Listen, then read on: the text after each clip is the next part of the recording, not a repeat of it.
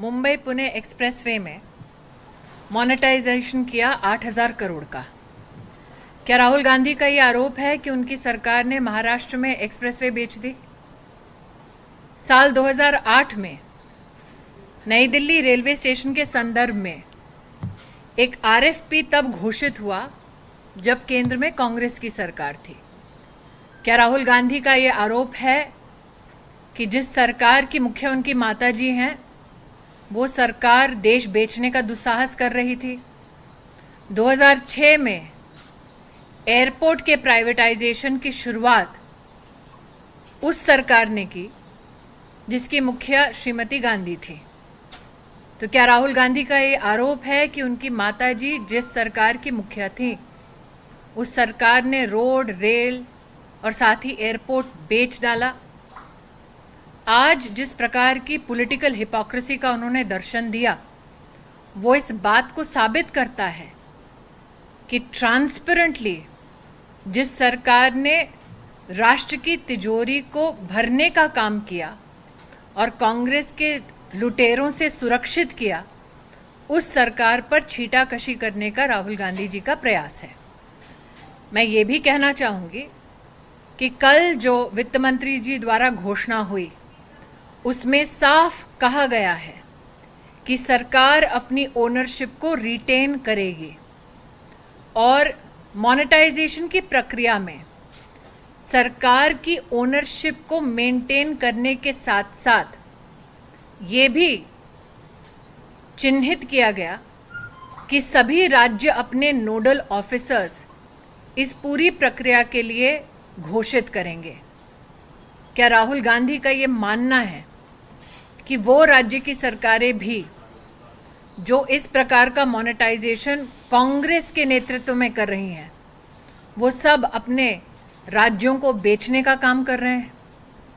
अंग्रेजी में एक कहावत है कि this man's politics begins with hypocrisy, is sustained through arrogance and ends with contempt.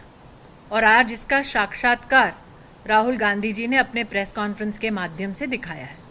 स्मृति जी, राहुल गांधी ने कहा कि हम गुलामी की तरफ बढ़ रहे हैं। जैसे ईस्ट इंडिया कंपनी के समय पे था, एकाधिकार था, उसी तरह एकाधिकार हो चुका है। 2-3 लोग हैं देश के उद्योगपति जिनको सारे काम दिए। गुलाम वो है जो आज भी एक खानदान के नीचे राष्ट्र को तोड़ने की बात करते हैं।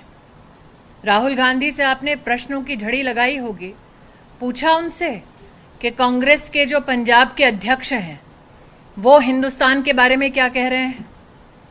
गुलाम वो है जो एक परिवार के आश्रय में देश के संदर्भ में जब देश प्रगति करता है तो उसके बारे में अंकुश लगाने का भरसक प्रयास करते हैं। 6 लाख करोड़ रुपया भारत की तिजोरी में आएगा, शायद राहुल जी को ये बात रास नहीं आई। राहुल गांधी का यह भी कहना है कि उन्होंने कोरोना के पहले भी आगाह किया था और अब भी आगाह कर रहे हैं।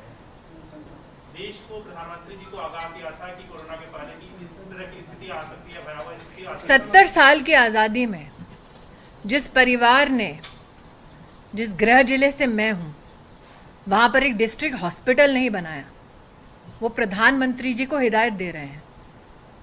जहां पर वो 15 साल तक सांसद रहे, वहां पर एक सीटी स्कैन की मशीन भी तब आई जब मोदी की सरकार आई, और वो प्रधानमंत्री को हिदायत दे रहे हैं। जहां का वैक्सीनेशन ड्राइव आज लगभग 13 लाख अमेठी वासियों को मुफ्त प्रधानमंत्री जी के माध्यम से मिलने वाला है, जिसमें से 5 लाख से ज्यादा लोगों का टीकाकरण हो गया है, वहां पर वो प्रधानमंत्री जी को हिदायत दे रहे हैं।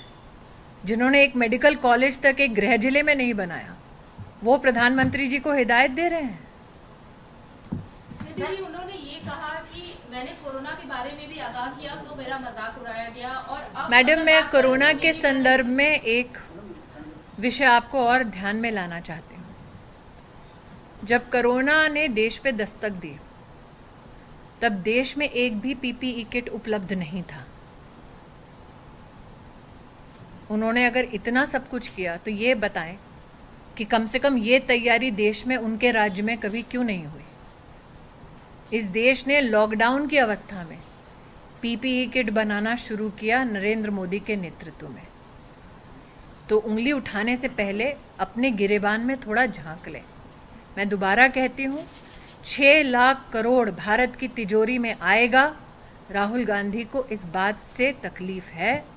मैं दोबारा कहती हूँ, भारत सरकार ने अपनी प्रेस कॉन्फ्रेंस के माध्यम से कहा कि ओनरशिप हर एसेट की भारत सरकार के पास रहेगी। शायद दिक्कत राहुल जी को इस बात की है। मैं दोबारा प्रश्न करती हूँ कि जब एयरपोर्ट का प्राइवेटाइजेशन कांग्रेस की सरकार ने किया, जब एक्सप्रेसवे का मोनेटाइजेशन कांग्रेस की सरकार ने किया, जब रेलवे स्टेशन के लिए प्राइवेटाइजेशन के लिए या उसको मोनेटाइज करने के लिए आरएफपी कांग्रेस की सरकार ने निकाला, तब क्या राहुल गांधी देश बेच रहे थे?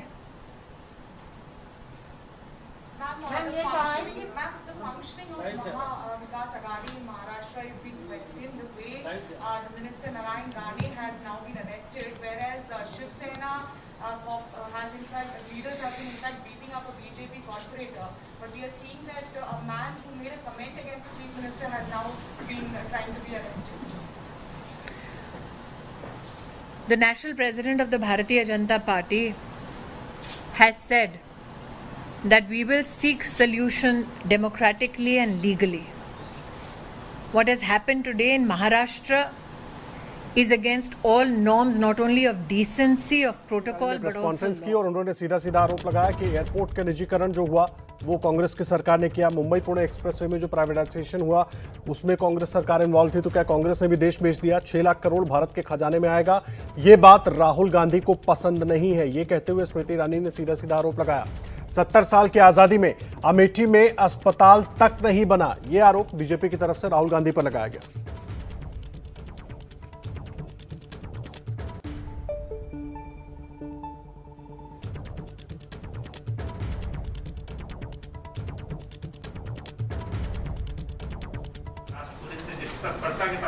संविधान की धज्जियां उड़ाते हुए जन आशीर्वाद यात्रा को जिस प्रकार से सहयोग और स्नेह जनता का मिल रहा था, आज उसके विरोध में हर प्रोटोकॉल को चुनौती देते हुए एक यूनियन मिनिस्टर के खिलाफ कानून का उल्लंघन करते हमने एक सरकार को प्रदेश में देखा।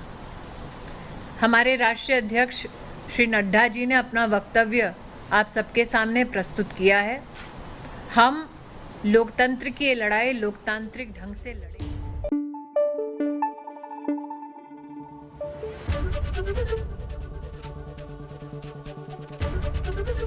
एबीपी न्यूज आपको रखे आगे।